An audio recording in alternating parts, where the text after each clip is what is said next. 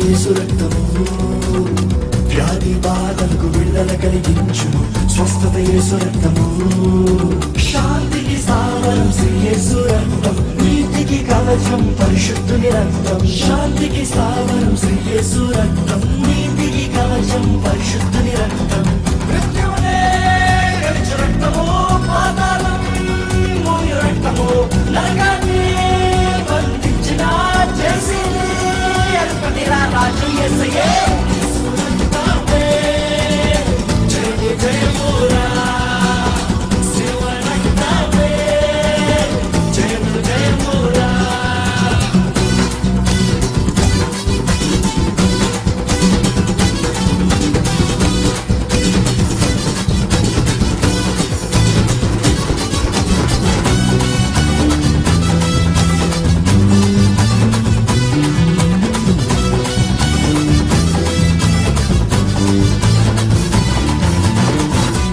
శరణం యేసు రక్తము రక్షణ ప్రాకారము.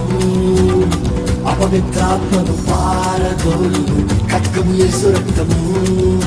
శత్రువు నిలువడు విరోధి ఎవ్వడు ఏ ఆయుధము నీపై వర్ధిల్లదు. శత్రువు నిలువడు విరోధి ఎవ్వడు ఏ ఆయుధము నీపై వర్ధిల్లదు.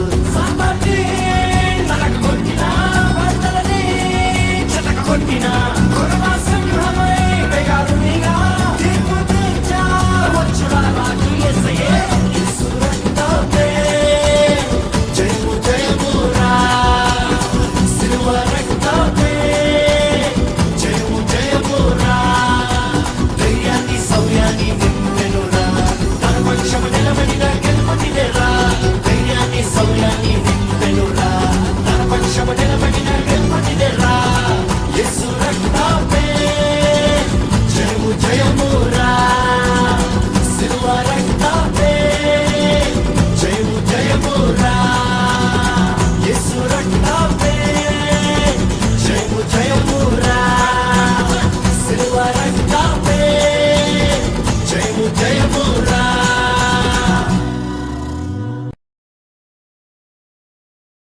చిన్న ప్రార్థన చేసుకొని ఈరోజు త్రేల సమాజాన్ని ప్రారంభించుకుందాం.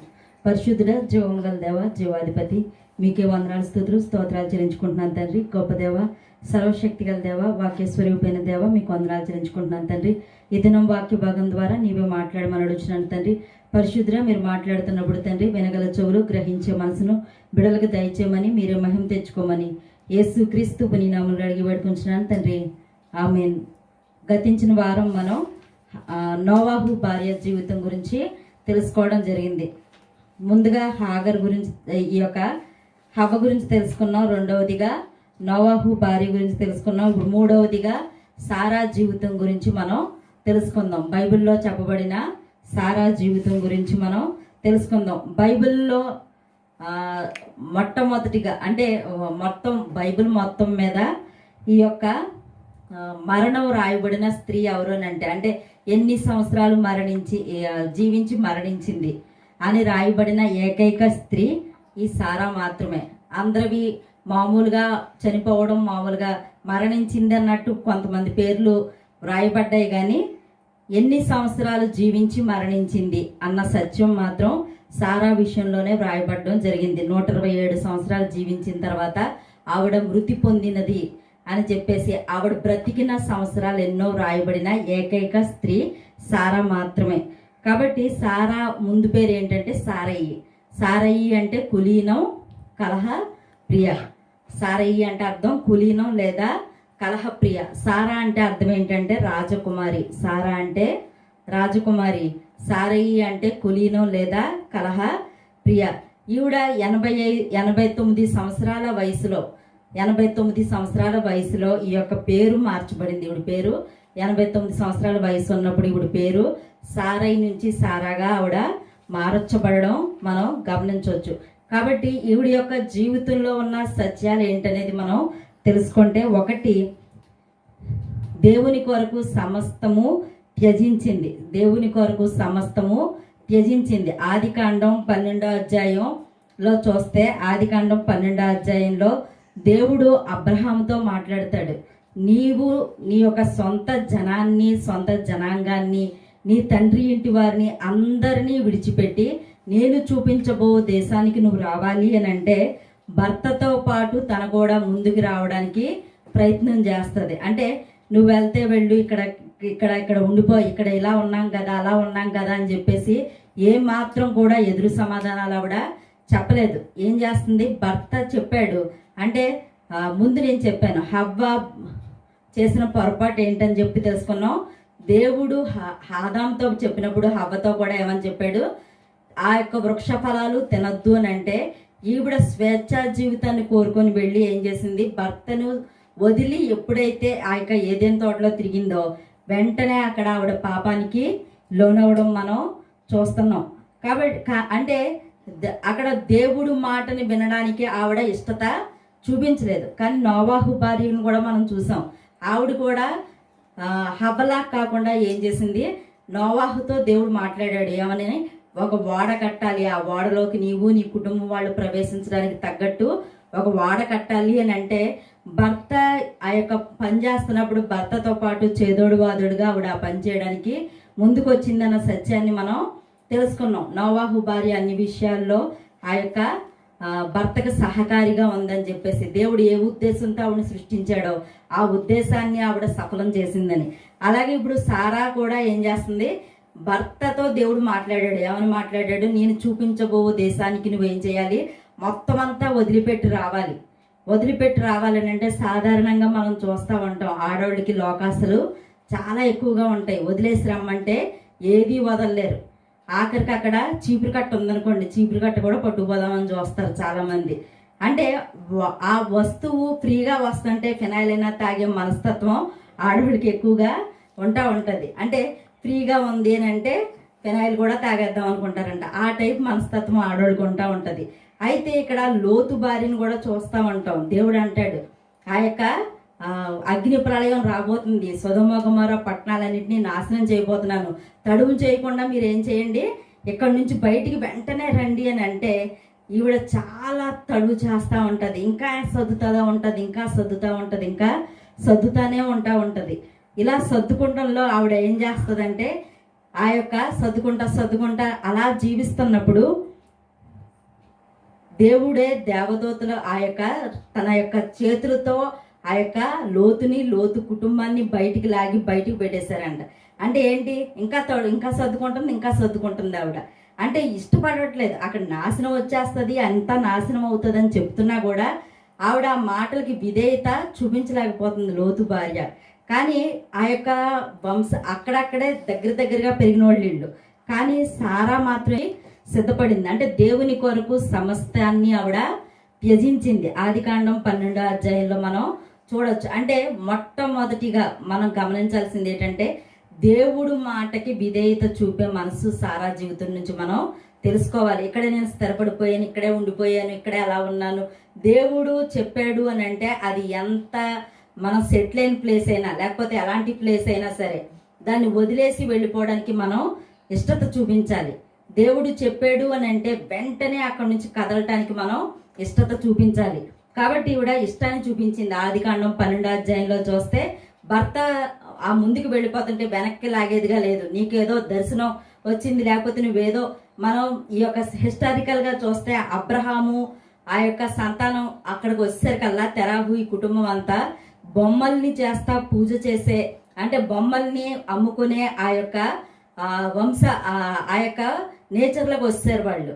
బొమ్మల్ని అంటే దేవుడు ఆ యొక్క సంగతులను మరిచి బొమ్మల్ని అమ్మడం, ఇలాంటి పరిస్థితుల్లో వాళ్ళు ఉన్నప్పుడు ఆ బొమ్మల్ని వాటిని ఇచ్చేసే సమయంలో దేవుడు మాట్లాడడం, దేవుడు పలుకులేదు, ఏమీ లేదు. కానీ అబ్రహాంతో మాట్లాడినప్పుడు అబ్రహాం అది దేవుడి స్వరమని గ్రహించాడు. తను ఈ యొక్క సారైతో చెప్పినప్పుడు ఆవిడ కూడా ఆ యొక్క ఏదో నీకు పిచ్చుకలు వచ్చిందేమో, లేకపోతే నువ్వు సరిగ్గా విన్నావా, ఇప్పుడు సెటిల్ అయిన ప్రదేశం నుంచి మనం వెళ్ళిపోయేవాళ్ళంటే ఎంత కష్టం ఇలాగా అని చెప్పేసి ఏం మాట్లాడలేదు. దేవుడు చెప్పాడు అని ఆ యొక్క వెంటనే ఏం చేసింది, భర్తతో అడుగులు వేయడానికి తను ముందుకు వచ్చింది. అంటే దేవుడి కోసం సమస్తాన్ని విడిచిపెట్టడానికి ప్రయత్నం చేసింది. కాబట్టి ఈరోజు దేవుడి కోసం ఏది వదులుతున్నావు? ఇక్కడ సుఖాలే ఉన్నాయి, సౌఖ్యం ఉంది, అన్నీ ఉన్నాయి, కానీ వాటిని అన్నిటినీ విడిచిపెట్టి ఎంత దూరం వెళ్ళాలో తెలియదు, ఎక్కడికి వెళ్ళాలో తెలియదు, ఏ ప్లేస్ దేవుడు చూపించబోతున్నాడో తెలియదు. ఇప్పుడైతే ఫోన్లు వచ్చేసినాయి, లేకపోతే ఇప్పుడు ఇంకా ఏమొచ్చేసినాయి, చాలా రకాలైన యాప్స్ వచ్చేసినాయి. ఏమేమి యాప్స్ వచ్చేసినాయి, ఆ ప్రదేశం ఎలాంటిదో మనం అక్కడికి వెళ్ళకుండానే గూగుల్లో సెర్చ్ చేసామంటే ఆ ప్రదేశం యొక్క డీటెయిల్స్, ఆ ప్రదేశం ఎలా ఉంటుంది, చల్లగా ఉంటుందా, వెచ్చగా ఉంటుందా, లేకపోతే అక్కడ ఏమేమి దొరుకుతాయి, లేకపోతే ఇంకా రకరకాలైన ఆ ప్రదేశం గురించిన మొత్తం విశేషాలన్నీ కూడా మనకు ఇప్పుడు తెలిసిపోతున్నాయి. తెలిసిన తర్వాత అది మన ఆరోగ్యానికి సూటబుల్లా కాదా, అక్కడ ఎలాంటి ఆరోగ్యం ఉన్న వాళ్ళు జీవించవచ్చు, ఇవన్నీ తెలుసుకొని ఇది మనకు సెట్ అవ్వదులే కాబట్టి ఇక్కడికి వద్దు, మనం ఇక్కడికి వెళ్దాం. కాబట్టి హాలిడేస్ టూరు ప్లాన్ చేసుకునే వాళ్ళు కూడా ఇవన్నీ చూసుకొని ప్లాన్ చేసుకుంటూ ఉంటారు. కానీ అప్పట్లో ఏ టెక్నాలజీ లేదు, ఏమీ లేదు, అది ఎలాంటి ఊరో తెలియదు, ఎక్కడికి వెళ్ళాలో తెలియదు. అలాంటి సమయంలో ఆవిడ దేవుడి కోసం సమస్తాన్ని, అంటే ఒక రకంగా తన యొక్క సుఖాల్ని అన్నిటినీ పక్కన పెట్టి భర్తతో అడుగులు వేయడానికి ఇష్టపడింది. కాబట్టి ఇక్కడ మొట్టమొదటిగా సారాయిలో మనం అంటే ఆ సారా జీవితంలో నేర్చుకోవాల్సింది ఏంటంటే, దేవుడి కోసం దేవుడు మాట్లాడాడు అని చెప్పినప్పుడు దేవుడి కోసం సమస్తాన్ని విడిచిపెట్టే మనసు మనకి ఉందా లేదా అనేది పరిశీలన చేసుకోవాలి. తర్వాత రెండవదిగా చూస్తే ఆవిడ దేవుని వాగ్దాన విషయంలో అనుమానపడిన బలపడి మరలా తిరిగి దేవుని యొక్క శక్తిని పొందుకుంది. దేవుని వాగ్దాన విషయంలో బలహీనపడింది. నిజమే, ఎలా బలహీనపడింది? ఆదికాండం 16వ అధ్యాయంలో చూస్తాం మనం. ఈ యొక్క దేవుడు చెప్తా ఉంటాడు, నీ ద్వారా వచ్చిన సంతానమే, నేను ఆకాశ నక్షత్రాలని చూడు, భూమి మీద ఉన్న వాటిని చూడు, ఇసుక రేణువులను చూడు, అంత గొప్ప జనాంగాన్ని ఇస్తానని అబ్రహాంతో మాట్లాడుతుంటే ఈ సారా అంటది, ఏమంటది, నా వల్ల కాదేమో, ఒకవేళ ఈ హాగర్ వల్లేమో అని చెప్పేసి హాగర్ని ఇచ్చి పెళ్లి చేస్తుంది. అంటే ఏంటంటే విశ్వాసంలో కొంత బలహీనపడింది ఆవిడ. ఎలాగా, ఇది నా ద్వారా కాదేమో దేవుడు చేసేది, ఎవరి ద్వారా చేస్తాడు, ఒకవేళ అబ్రహాము ద్వారానే చేస్తాడు. కానీ అబ్రహాముకి వేరే భార్య వల్ల, అంటే వేరే వాళ్ళ వల్ల ఏమన్నా సంతానం కలుగుతుందేమో అనుకొని బలహీనపడింది. కానీ బలహీనపడిన తర్వాత మనం చూస్తాం ఆదికాండం 18వ అధ్యాయం 10 నుంచి 12 వచనాలు చూడండి. తర్వాత హెబ్రీ పత్రిక 11వ అధ్యాయం 11వ వచనంలో చూస్తే, హెబ్రీ పత్రిక 11వ అధ్యాయం 11వ వచనంలో ఉంటది, ఆవిడ సారా మృతతుల్యమైన వయసులో కూడా ఏం పొందుకుందంట, వాగ్దానం ఆ యొక్క వాగ్దాన పుత్రుని పొందుకుందని చెప్పేసి హెబ్రీ పత్రిక 11:11లో ఉంటది. అంటే ఏంటంటే ఆవిడ యొక్క శరీరము మృతతుల్యం అయిపోయింది. ఆవిడ నిజంగా చూస్తే అది సైన్స్ పరంగా కూడా ఒక మాట బైబిల్లో రాయబడి ఉంటది, స్త్రీ ధర్మం ఆవిడకి నిలిచిపోయినందున పిల్లలు ఆవిడ కనడానికి శక్తి ఆవిడకి లేదని చెప్పేసి. అంటే మృతతుల్యమైన ఆ యొక్క వయసులో దేవుడు మరలా తిరిగి మాట్లాడతాడు. ఆదికాండం 18వ అధ్యాయం 10 నుంచి 12 వచనాల్లో దేవుడు ఏమని మాట్లాడతాడు, వచ్చే సంవత్సరం ఈ యొక్క సారయి గర్భమున ఒక కుమారుడు ఉంటాడంటే నవ్వుకుంటది. తను ఎలా నవ్వుకుంటది, ఈ ముసలి వయసులో నాకు పిల్లలు కలగడమా అని. కానీ దేవుడు అంటాడు, దేవుడికి అసాధ్యమైనది ఏదైనా ఉందా? దేవుడు ఖచ్చితంగా కార్యం చేసే దేవుడు. మాట్లాడేసరికల్లా వెంటనే మౌనంగా ఉండిపోద్ది. మౌనంగా ఉండిపోయి తర్వాత ఆ అధ్యాయాల్లోనే మనం చూస్తాం ఆవిడ ఒక కుమారుణ్ణి కలిగి ఉండడం, ఇస్సాకుని ఆ యొక్క కలిగి ఉండడం. కాబట్టి చిన్న చిన్న బలహీనతలు ఉన్నాయి ఆవిడకి. అంటే ఏంటి, మొట్టమొదటిగా తన బలహీనత ఏంటి, నా ద్వారా కాదేమో అనుకుని హాగర్ నాకు చెప్పింది. ఆ తర్వాత దేవుడు మాట్లాడి చెప్తా ఉంటే నవ్వుకుంది, ఈ ముసలిదాని వయసులో ఉన్న దానికి పిల్లలా అని. కానీ వెంటనే దేవుడు గద్దించేసరికల్లా, వెంటనే దేవుడికి అసాధ్యమైనది ఏదైనా ఉందా అనేసరికల్లా ఆవిడ వెంటనే ఏం చేసింది, దేవుడు మాటల మీద విశ్వాసాన్ని ఉంచింది. మృతతుల్యమైన వయసులో నిజంగా సైన్స్కే అందని పరిస్థితులలో ఆవిడ ఒక కుమారుని కనడం జరిగింది. ఒకటి భర్త దేవుడి మాట విన్నాడు. ఆ దేవుడి మాట విని తను ముందుకు వెళుతుంటే దేవుడి కోసం తను కూడా సమస్తాన్ని త్యజించి ఏం చేసింది, భర్తతో పాటు అడుగులు వేసింది. తర్వాత రెండవదిగా ఏం చేసింది, విశ్వాసంలో కొంత బలహీనపడిన 2 సార్లు చిన్న చిన్న బలహీనతల్లో ఆవిడ పడినా ఏం చేసింది, తిరిగి మళ్ళా బలాన్ని పొందుకొని దేవుని యొక్క వాగ్దాన పుత్రుణ్ణి ఆవిడ పొందుకోవడం జరిగింది. తర్వాత మూడవదిగా చూస్తే భర్తతో పాటు మూడవదిగా భర్తతో పాటు దేవుడిచ్చే బహుమానం కొరకు పరదేశిగానే జీవించింది. హెబ్రీ పత్రిక 11వ అధ్యాయం 9వ వచనంలో చూస్తే ఈ యొక్క అబ్రహాము ఏం చేశాడంటే వాగ్దాన భూమిలో ప్రవేశించినప్పటికీ దేవుడిచ్చేంత వరకు ఆ యొక్క దాన్ని ముట్టకూడదన్నట్టు ఆయన కూడా ఎలా ఉన్నాడు, పరదేశిగానే ఆయన జీవించాడు. వాగ్దాన భూమిలో అలా జీవించాడంట. పైనున్న దేశం కోసం అతను పరదేశిగా జీవించాడనే సత్యం ఉంటది. అంటే ఏంటంటే చాలా మంది, ఇందాకే చెప్పాను, ఆడవాళ్ళకి ఎక్కడ లేని ఆశలన్నీ ఉంటాయని చెప్పేసి ఈవిడ అనొచ్చు ఏమని, కానాను దేశాన్ని దేవుడు నీకు ఇస్తానన్నాడు, పాలు తేనెలు ప్రవహించే దేశంలోకి వచ్చాం మనం. వచ్చిన తర్వాత ఈ దేశం అంతా మందే, నువ్వు ఎక్కడ కాలు పెడితే ఆ దేశం అదంతా నీకు ఇస్తానన్నాడు దేవుడు. ఇంకేటయ్యా నువ్వు స్వతంత్రించుకో, నువ్వు ఇలా తిరుగు అలా తిరుగు అని చెప్పేసి సలహాలు చెప్పొచ్చు. కానీ ఈవిడ అలా సలహాలు చెప్పేదిగా లేదు. ఎలా ఉంది, భర్తతో పాటే తను ఎలా పరదేశిగా జీవించాడో తన అలాగే పరదేశిగానే జీవించింది.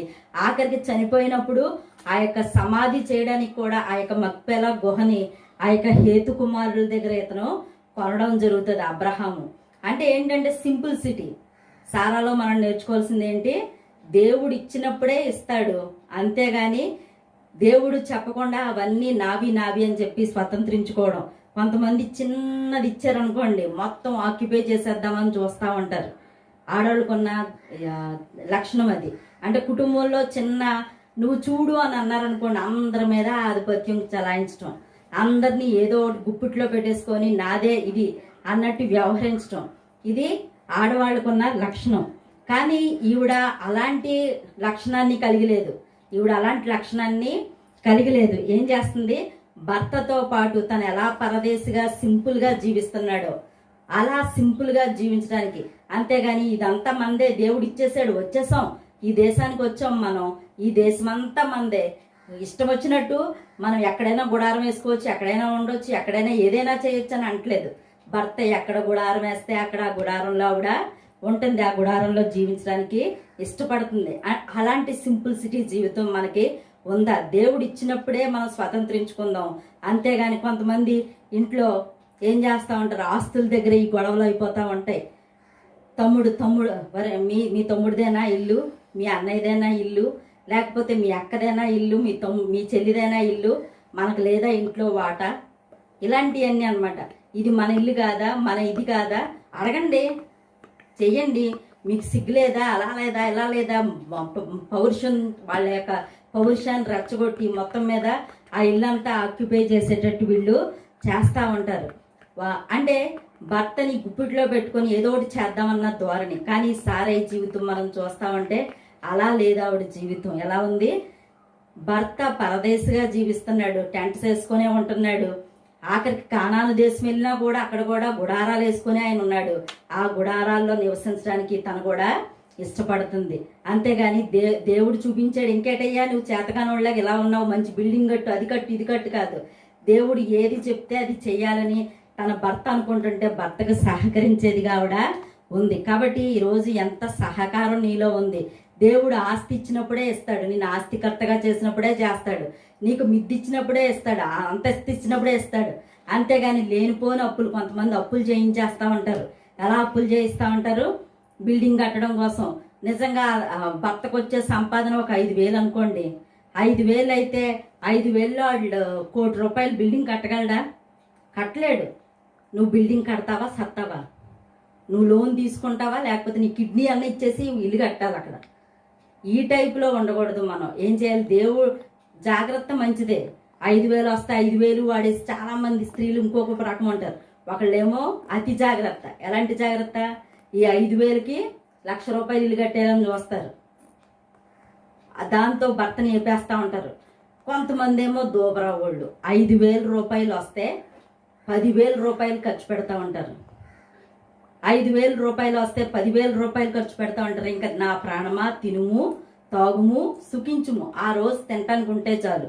ఆ రోజుకి శుభ్రంగా బిర్యానీ ప్యాకెట్లు తెచ్చుకొని తినేస్తారు, శుభ్రంగా అన్ని తినేస్తారు. రేపు మళ్ళీ ఇంకోళ్ళ దగ్గర చేతులు చాపే పరిస్థితిలో ఉంటారు. దేవుడు ఇలాంటి స్త్రీలను కూడా దేవుడు అస్సలు ఆయన ఒప్పుకోరు. అలాంటి స్త్రీలన్నా దేవుడికి ఇష్టం ఉండదు, దోబరా చేసే స్త్రీలన్నా దేవుడికి ఇష్టం ఉండదు. దేవుడు కోరుకుంటుంది ఏంటంటే నీ కుటుంబానికి నువ్వు ఎలా ఉండాలి, ఒక జ్ఞానవంతురాల్లాగా నీ ఇంటిని కరెక్ట్గా కట్టుకునే దానిలా నువ్వు ఉండాలి. అంతేగాని లేనిపోయిన అప్పుల పాలు నీ భర్తను చేసి తిప్పలు పెట్టేదానిలా నువ్వు ఉండకూడదు. ఇక్కడ సారాయి జీవితం మనం చూస్తే ఈవిడ తిప్పలు పెట్టేదిలా లేదు. భర్త ముందుకంటే ముందుకెళ్తుంది, వెనక్కంటే వెనక్కి వెళ్తుంది, ఎక్కడికి వెళ్ళమంటే అక్కడికి ప్రయాణం చేసేదిగా ఉంది. కాబట్టి ఈరోజు ఎంత ఇక్కడ ఆత్మీయ భర్త అయిన మన దేవుని యొక్క మాట ఎంత వినేదానిలా ఉన్నావు? దేవుని మాటకి సమస్తం విడిచిపెట్టి వెంబడించే దానిలా ఉన్నావా లేదా?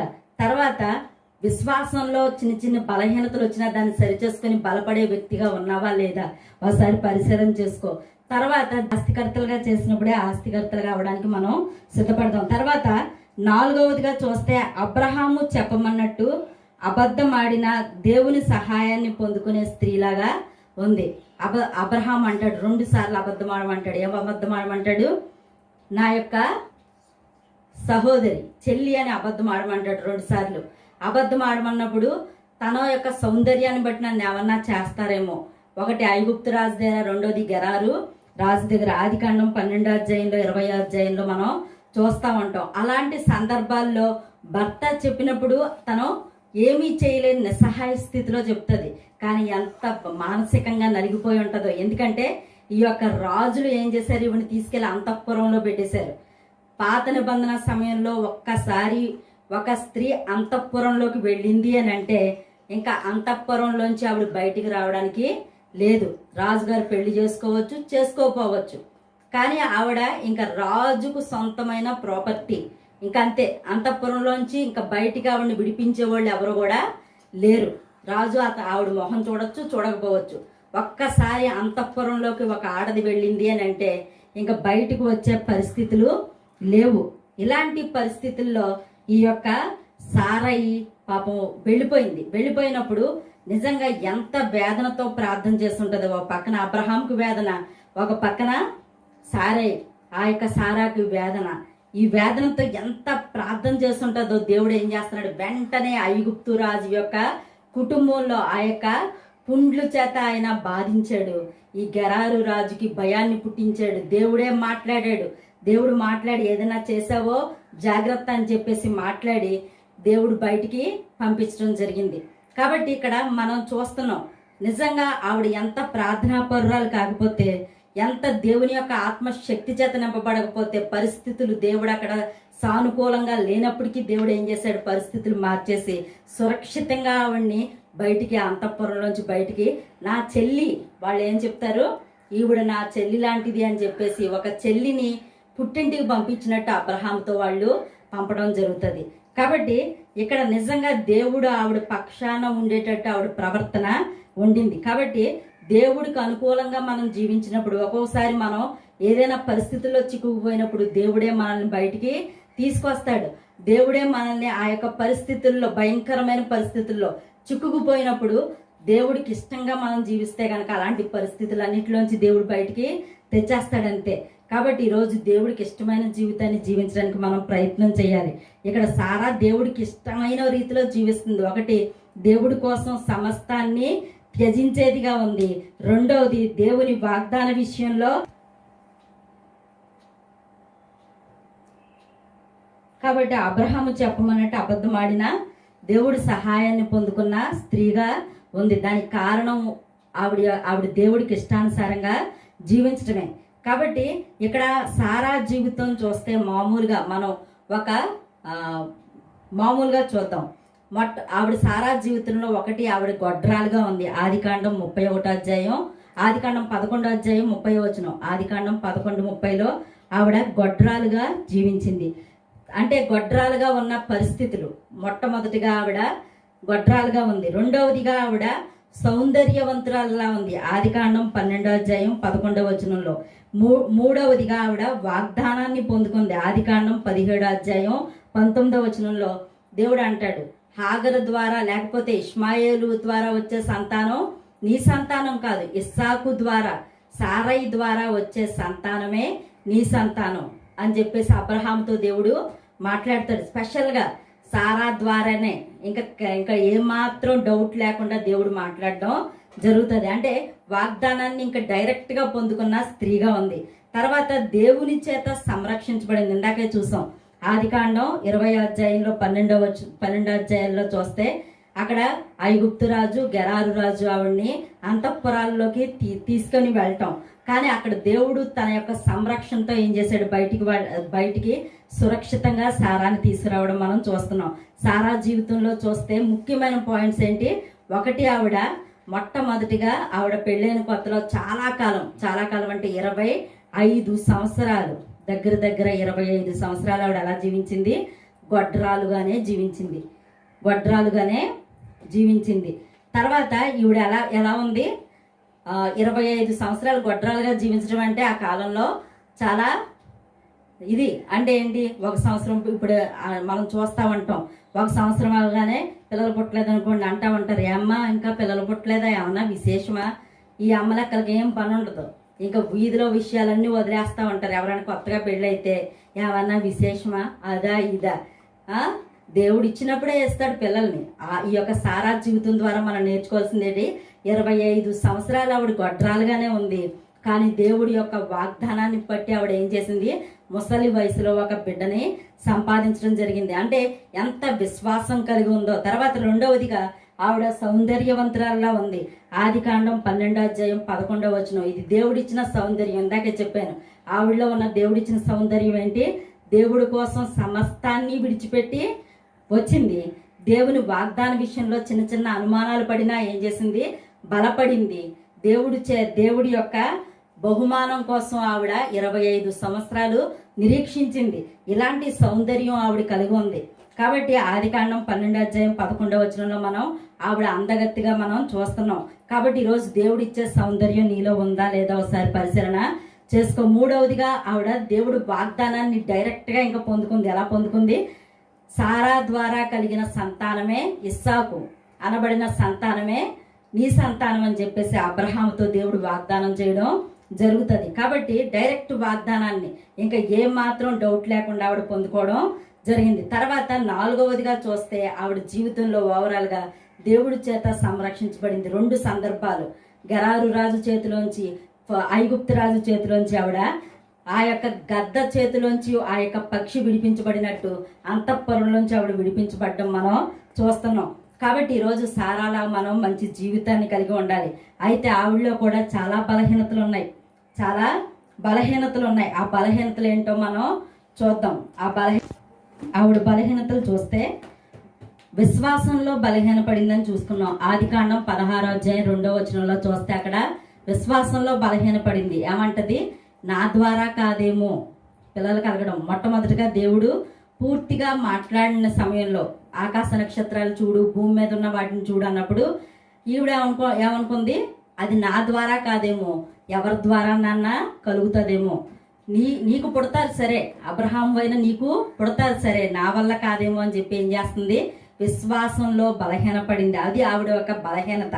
రెండవదిగా అక్కడ 16 అధ్యాయం 2వ వచనంలోనే ఉంటది. అక్కడ ఒక మాట అంటది అబ్రహాముతోని, యెహోవా నాకు పిల్లల్ని ఇవ్వలేదు అంటది. అంటే దేవుడేమో ఇస్తానని చెప్తా ఉంటే ఈవిడకున్న బలహీనత. చాలాసార్లు మనం కూడా బలంగా ఉన్నట్టే కనబడతాం విశ్వాసంలోని. ఒక్కోసారి మనం కూడా దేవుడిని ఏమంటాం, దేవుడు అది ఇవ్వలేదు ఇది ఇవ్వలేదు అని దేవుడిని బ్లేమ్ చేస్తూ ఉంటాం. అలాగే సారా కూడా ఫస్ట్లో, అంటే ఆవిడ పేరు మారకముందు, ఆవిడ జీవితం మారకముందు, ఇందాకే చెప్పాను, ఆవిడ సారయి అనే పేరు నుంచి సారాగా మార్చబడింది. ఆవిడ జీవితం మార్చబడక ముందు ఆవిడకున్న బలహీనతలు ఏంటి, ఒకటి విశ్వాసంలో బలహీనంగా ఉండడం, రెండవది యెహోవా దేవుణ్ణే బ్లేమ్ చేస్తుంది. ఏమని బ్లేమ్ చేస్తుంది, ఆయన నాకు పిల్లలు ఇవ్వలేదు అని అంటుంది. మూడవదిగా చూస్తే అక్కడ హాగర్ని చేసుకో అని చెప్పేసి 16వ అధ్యాయంలో ఎంత బలవంతం చేసిందో అబ్రహాం వెంటనే ఏం చేస్తాడంట, భార్య మాట విన్నాడంట. అంటే అక్కడ పిల్లల విషయంలో ఏం చేసింది, ఆవిడ రాంగ్ స్టెప్ వేయడమే కాదు, ఈవిడ పేరు మారకముందు ఏం చేస్తుంది, భర్తని విశ్వాసంలోంచి పక్కకి, అంటే ఇలా కాదేమో ఇలాగేమో అని సలహాలు ఇచ్చేసరికల్లా కొంత ఏమైంది ఇంట్లో, మొన్నే చెప్పాను, చెవులోని జోరీగా చెప్పులోని రాయి, ఇంట్లోని ఇల్లాలు పోరు ఎంతంత కాదని ఎంత పోరు పెట్టేసిందో. మరి ఏం చేశాడు, వెంటనే హాగర్ విషయంలో అబ్రహాం కూడా తప్పటడుగు వేసేసాడు. అందుకే దేవుడు అంటాడు, హాగర్ని పంపించేమన్నప్పుడు దేవుడు ఏమంటాడు, నా మాట వినేమన్నా హాగర్ని చేసుకున్నావా, సారా మాట వినే చేసుకున్నావు కాబట్టి ఇప్పుడు సారా చెప్తుంది కాబట్టి అలాగే వదిలేయి అంటాడు దేవుడు. కాబట్టి ఇక్కడ మనం ఈ ఒక వ్యక్తి ప్లస్ పాయింట్లు తెలుసుకున్నప్పుడు మైనస్ పాయింట్లు కూడా కొన్ని మనం తెలుసుకోవాలి. ఈవిడలో ఉన్న మైనస్లు ఏంటి?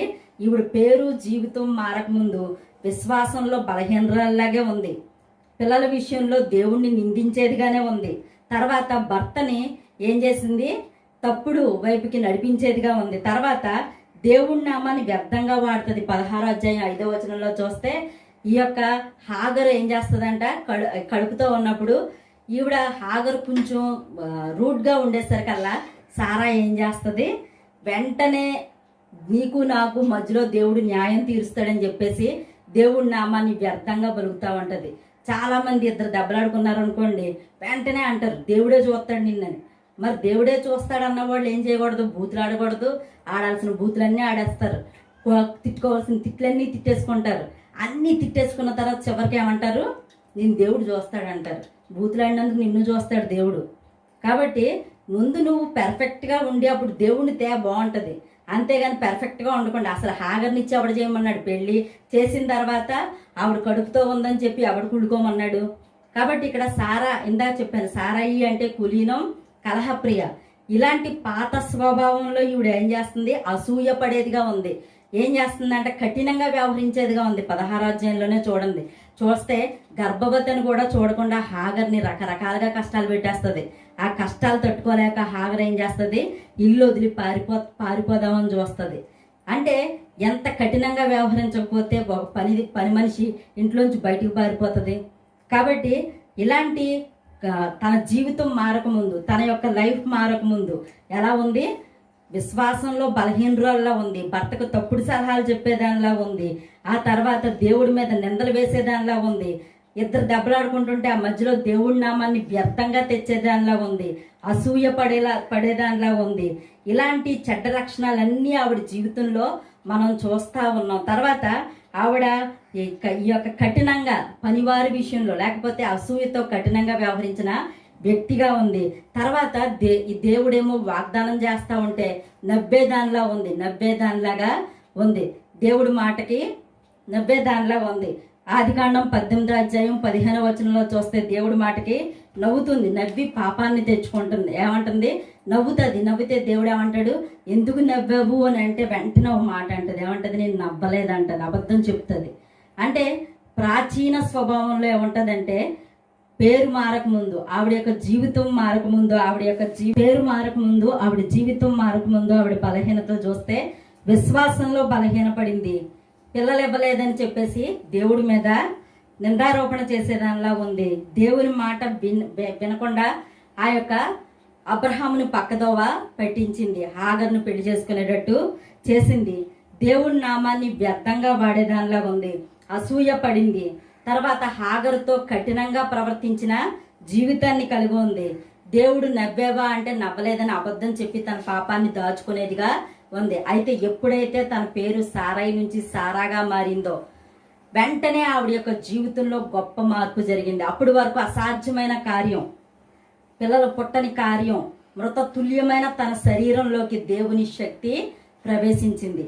ఎప్పుడైతే తన పేరు సారాగా మార్చబడిందో, రాజకుమారిగా మార్చబడిందో, తన యొక్క జీవితం ఒక రాజుగారి కుమార్తెలాగా, దేవుని యొక్క బిడ్డలాగా ఏమైంది, మార్చబడింది.